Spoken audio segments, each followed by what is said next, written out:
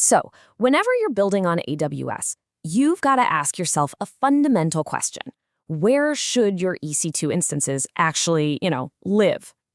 It's this constant tug of war between raw, unadulterated speed and absolute bulletproof safety. And lucky for us, AWS gives you a pretty powerful tool to control that outcome. And this really is the core dilemma, isn't it? Do you need your servers talking to each other at the speed of light where every single millisecond counts? Or is it way more important that they can survive a hardware failure, no matter what happens?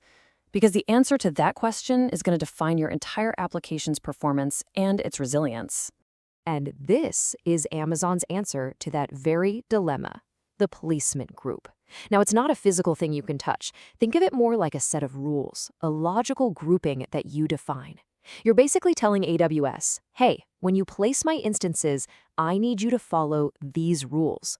It's how you get to influence the physical layout of your virtual machines in a very real way.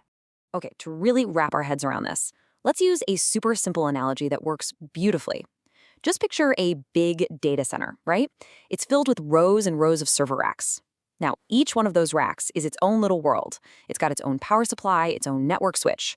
Where you decide to put your servers among all those racks, well, that changes everything.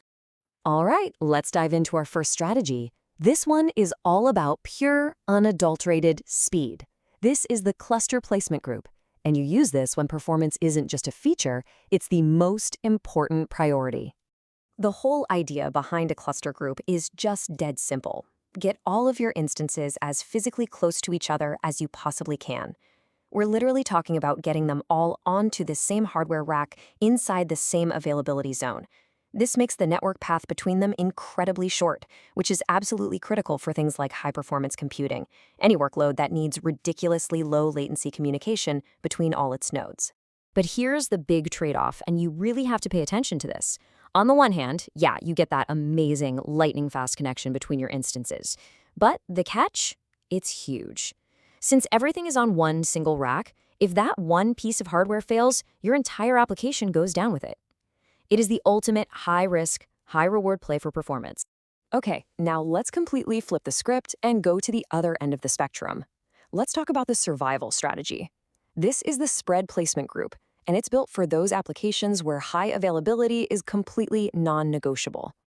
So with a spread group, you're telling AWS something very specific. You're saying, make sure every single instance in this group is on its own separate physical rack. That means each one has its own independent power, its own independent network connection. The whole goal here is to make sure there is no single point of hardware failure.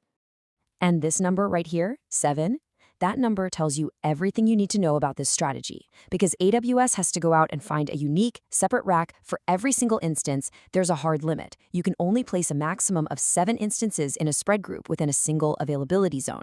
Right away, that tells you this is for your small, absolutely critical clusters.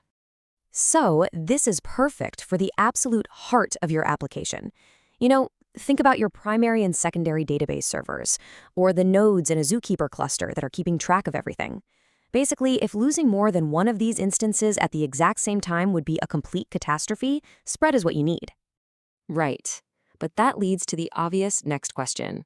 Spread is great for my 7 critical instances, but what if I'm running a massive application? What if I have dozens or even hundreds of nodes? I still need fault tolerance, but that 7 instance limit is a complete non-starter. So what do you do? Well, that brings us to our third and final strategy, the partition placement group. You can think of this as the hybrid approach, the happy medium. It's designed to strike that perfect balance between the speed of cluster and the safety of spread, but built for fault tolerance at a much larger scale. Okay, so here's how this one works. Inside a single placement group, AWS creates these logical partitions. Now, each one of these partitions is its own rack. When you launch your instances, AWS automatically spreads them out across all these different partitions. And here's the key. A hardware failure will only ever take down the instances in one partition, leaving all the others completely safe. This strategy is an absolute game changer for big data workloads. You can have up to 7 partitions in an AZ, but you can launch hundreds of instances into the group. And here's the really cool part. Your application can actually see which instances are on which partition.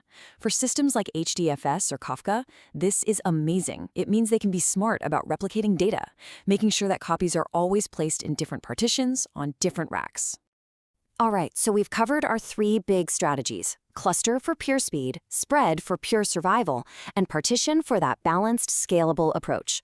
Now, let's put them all side by side. It'll make the choice for your next project crystal clear. And this table really just nails it. If your number one absolute priority is the lowest possible latency between nodes, you go with cluster. Simple.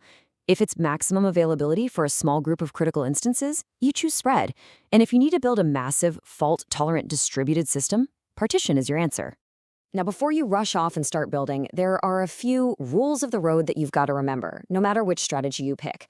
An instance can only ever be in one group at a time. You can't merge two different placement groups together. And this one's important. You can't just move a running instance. You have to stop it first. And speaking of that last point, here's a quick pro tip for you. If you've got an existing instance that you need to move into a placement group, the process is actually pretty straightforward. You just stop the instance, you run a single AWS command line tool, modify-instance placement, and then you just start it right back up. Done. So there you have it. You're not just blindly launching instances into the cloud anymore. You're making a conscious, deliberate architectural choice. Are you building for speed, for survival, or for that perfect balance of the two? With placement groups, that control is finally in your hands. You know, really understanding how to physically place your servers, even when you're in a completely virtual world, that's a seriously powerful skill. It just opens up so many new possibilities for performance and for resilience. So the only question left to ask is, what are you going to build with it?